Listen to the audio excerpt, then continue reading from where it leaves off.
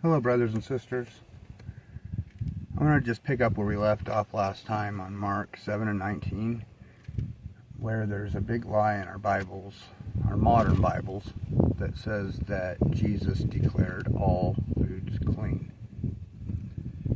In Acts 15, the Jerusalem Council is brought together with James, Paul, Barnabas, many other elders in the church, and the Pharisees of the day. Where there were some of them there too, saying that people had to be circumcised and keep the law of Moses to be saved.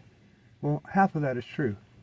You know, we do, as saved people, we do need to live according to the statutes, the ways of life that Yah has commanded for us in His Torah. It's the way a saved person lives. So, back on the point, Jesus declaring all foods clean. So, the Jerusalem Council, it convenes on the issue of whether you have to be circumcised to be saved. And this, you don't have to be circumcised to be saved. That's not in the law of Moses, that you have to be circumcised to be saved. You have to be circumcised to eat the Passover meal, to eat the meat. That is true. But to be saved, no. But a saved person, they will live according to the law of Moses. So I'm going to just start reading in Acts 15 and 13, where James addresses the council. And through this, he's going to talk about how Yeshua was prophesied about, and how he's going to come and rebuild and make a way for the Gentiles. And then there's a certain list of things that the Gentiles should refrain from, so that way they'll be acceptable to the Jew and to Yehovah. Because there's certain things that people were eating at that time that were defiling their bodies and making them unclean. And the Jerusalem Council is about to address this. And I just want to point this out, because I think it's overlooked in the church today. And sin is death, people. Sin is death. We need to get it together. Acts 15 and 13. After they stopped speaking, James responded, "Brothers, listen to me. Simeon has reported how Yehovah first intervened to take from the Gentiles a people for his name. And the words of the prophets agree with this, as it is written." All right, this is going to be quoting from the Old Testament. James is quoting from the Old Testament. "After these things, I will return and rebuild David's fallen tent. I will rebuild its ruins and set it up again, so that the rest of humanity may seek Yehovah, even all the Gentiles who are called by my name, declares Yehovah, who makes things known from long ago." So right here, James is backing up, Yeshua was prophesied about, and he's going to come and be set back up.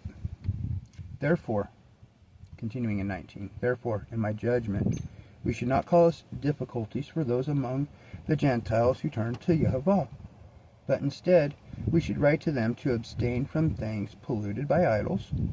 So this could be idols, period, or food sacrificed to idols, which, if all things are made clean, this is not an issue. From sexual immorality, from eating anything that has been strangled. So there's another food restriction, calling things that have been strangled unclean for us, that we should not be eating them as new believers. And from blood.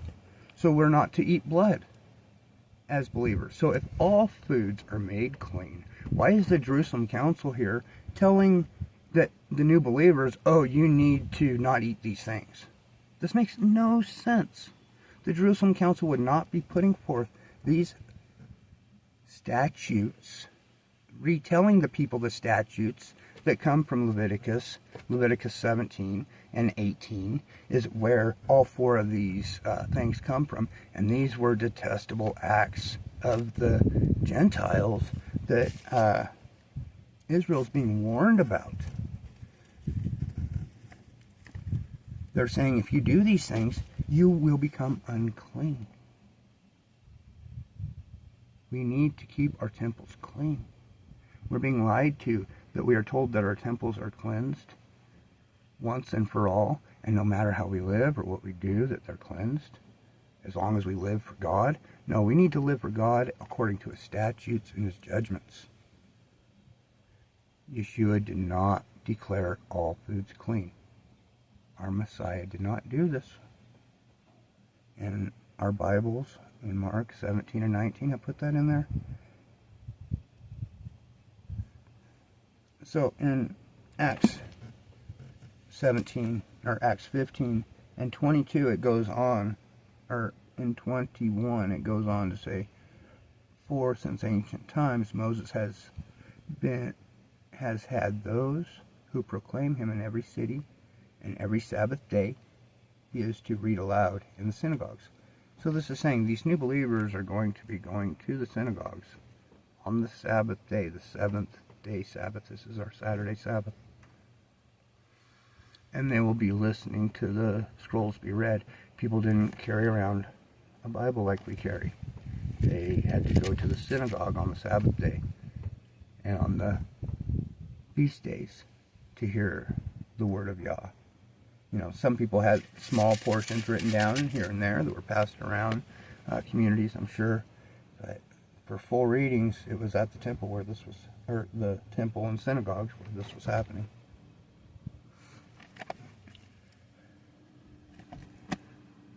May Yahweh's face shine upon you.